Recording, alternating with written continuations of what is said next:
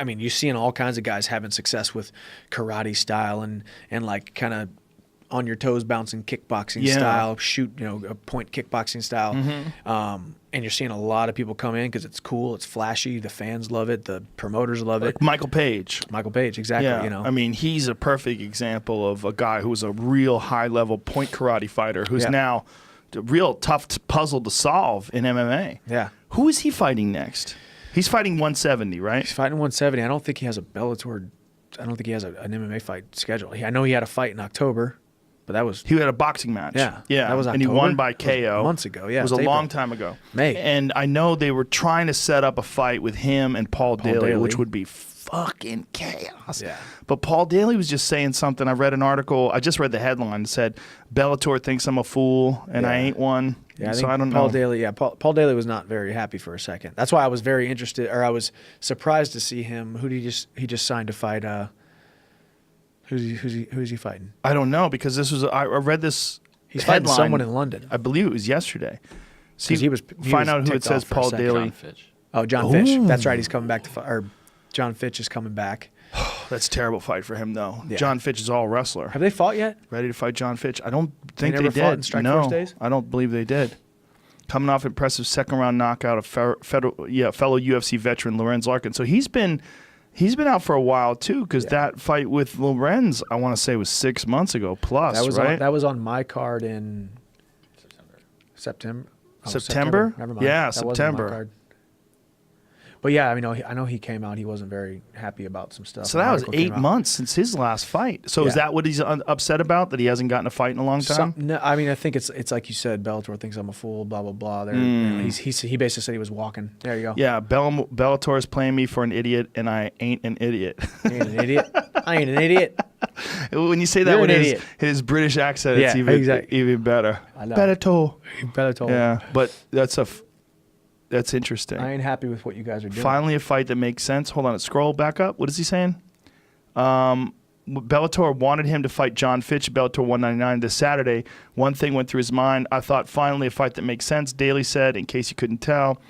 I've had great times at Bellator. Okay, so they're just taking a quote out of context and making it the title, which is what they always do, right? Yeah. They're playing me for an idiot. Just be done with all the bullshit. Let me fight. I love how they bull expletive. Just write bullshit, you fucking pussies. Let me fight. Let me go.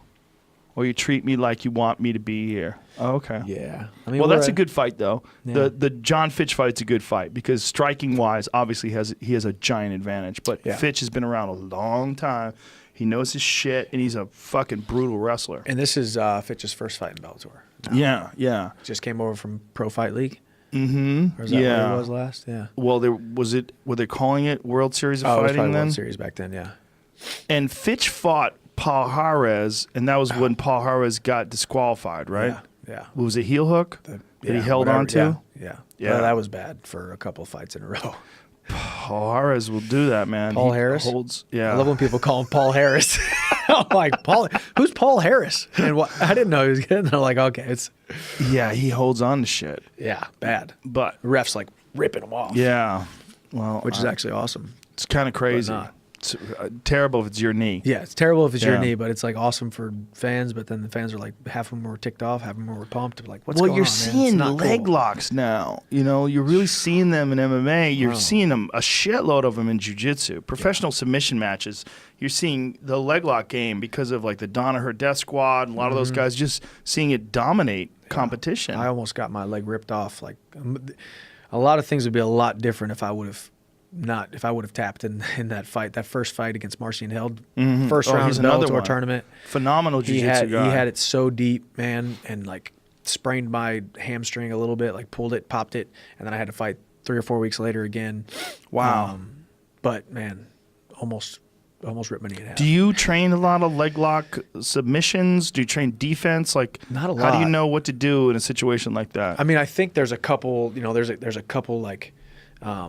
basics. You know, if you get in a heel hook, roll with it, or if you get caught in a knee bar, pop the legs open, pop the knee open. Right. But do you work with like high level leg lock guys to really understand the whole chain of events that happens? Not. I mean, it's hard to find good leg lock guys. I mean, it's almost like throwing elbows and knees in practice. And guys don't throw them or practice them as much because it's hard to practice them without putting people in really bad danger. You know, you accidentally hit someone with an elbow because you were, you know, simulating it. You catch an eyebrow and it's over. Right. You know, they got 12 stitches.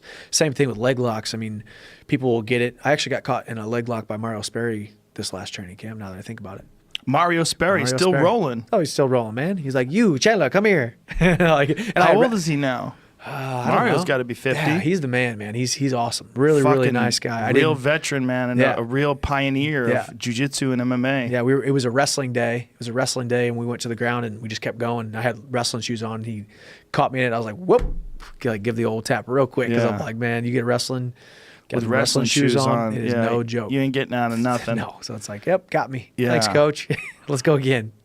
Yeah, it's that the whole leg lock game has evolved. Scary, man, because that's especially like heel, not a heel hook, but when they take the ankle, like just like bend it. Right, I don't even know what it's Dylan called. Dennis did this weekend. So that's what happened to me. Toe hold. There you go. I got caught in a knee bar, got out of the knee bar, and then he switched to the toe hold, felt my ankle pop, pop, pop, and then just.